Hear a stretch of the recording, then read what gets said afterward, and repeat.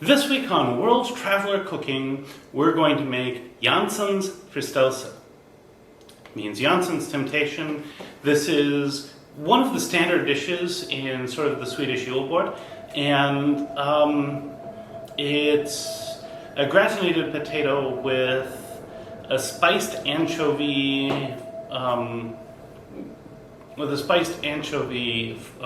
mixture. Now, every time I've had this dish, it's been wonderful. Really excited to make it today, but I will say this is my first time making it. The ingredients are relatively simple. We have some cream, some milk, a bunch of potatoes. This is 1.5 kilograms. I will use some breadcrumbs. These ones have a little bit of seasoning in them, but given the other flavors of this dish, I think it'll be fine. We have onions. I grabbed 6 onions because they're fairly small. You could use maybe 3 larger onions. Should be good. Then we have the centerpiece of this dish, which are these anchovies. Now, I made the mistake when I was living in Sweden of trying to make puttanesca with these. It was terrible.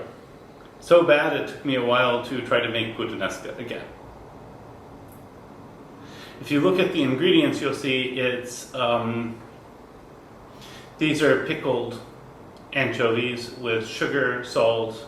Etika is vinegar and spices.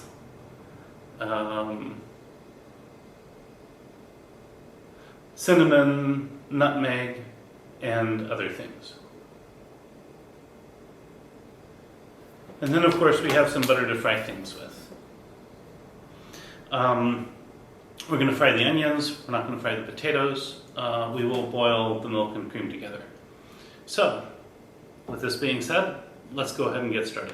I have my pan hot here, so I'm going to add some butter. You can use vegetable oil if you need to. And I've put 400 milliliters of cream and 200 milliliters of milk here, and I'm going to start this on. I'm going to boil it. Next, I've taken my onions and I've julienned them, and so as this butter is melting, I'm just going to throw them in. We're going to fry these until they're well fried. In the meantime, I'm going to cut my potatoes into matchsticks, and I'll be back. So now we have the onions fried. We have the milk and cream boiled. And so now it's time to assemble this. So we're going to take in our casserole dish and we're going to put a layer of potatoes.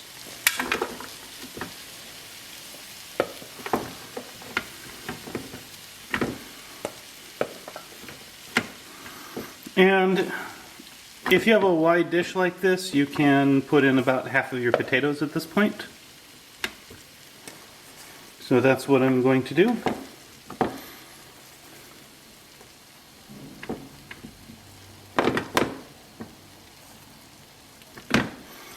And then we are going to add our onions. So I'm just going to start to scoop these out and make a layer of onions. And once I'm done with that, I'll come back and I'll do the anchovies. Now, of course, if we had a deeper dish, we'd probably do this with more layers. So these look like normal anchovies, but they're in a pickling brine instead of in oil. And they're cured with sugar and sweet spices and some vinegar. So we're going to lay them out.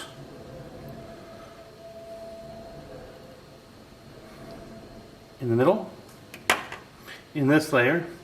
And I'm probably going to use 2 cans here. I could probably get by with just 1, but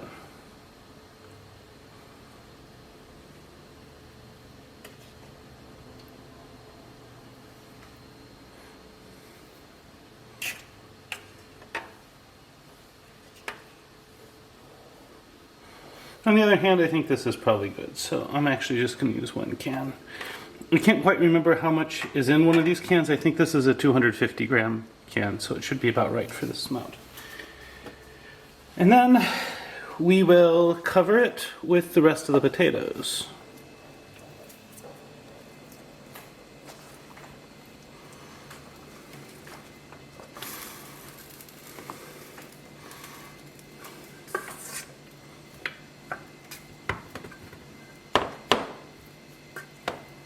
And we're going to press everything down a little bit.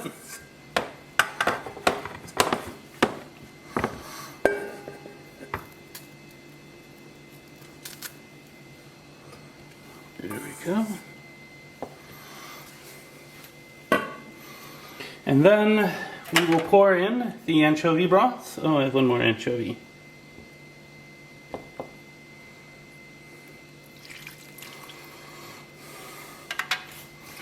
Now this is why we had to boil the milk, because that broth contains vinegar. If we were to pour the milk in and it wasn't boiled, it would curdle. So now we're going to pour in the milk and the cream. Press everything down again.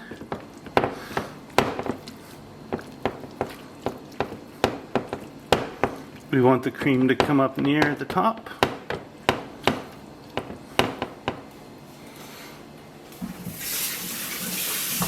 And then we'll just pour some of these breadcrumbs over the top. Next, this will go in the oven and we'll cook for around 2 hours. So,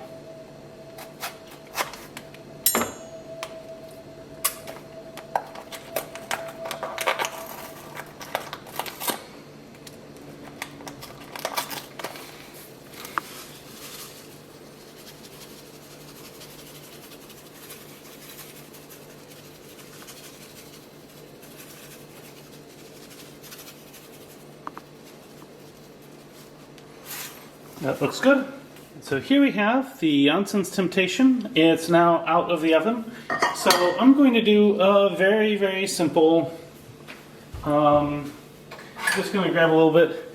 This is normally served sort of buffet style. So I'm not really going to do a plating. I'm just going to help myself to a little bit of it. And we'll go ahead and do a taste test now. And now for the taste test.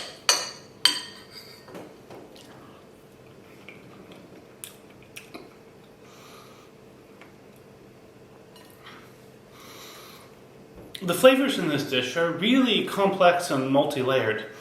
You taste everything from the fish to the potatoes to the onions. They combine in a really, really wonderful way. This is absolutely delicious. And there's a reason why it's so prevalent on the Swedish Julbord. So if you find this content interesting, I really hope I've earned a like and a subscription from you. And if you cook this dish and you do it differently than me, I'd love to hear how in the comments. I always love those sorts of comments, you know. We get to discuss and trade techniques. But, you know, at any rate, recipes in the description. Bon appetit, and see you next week.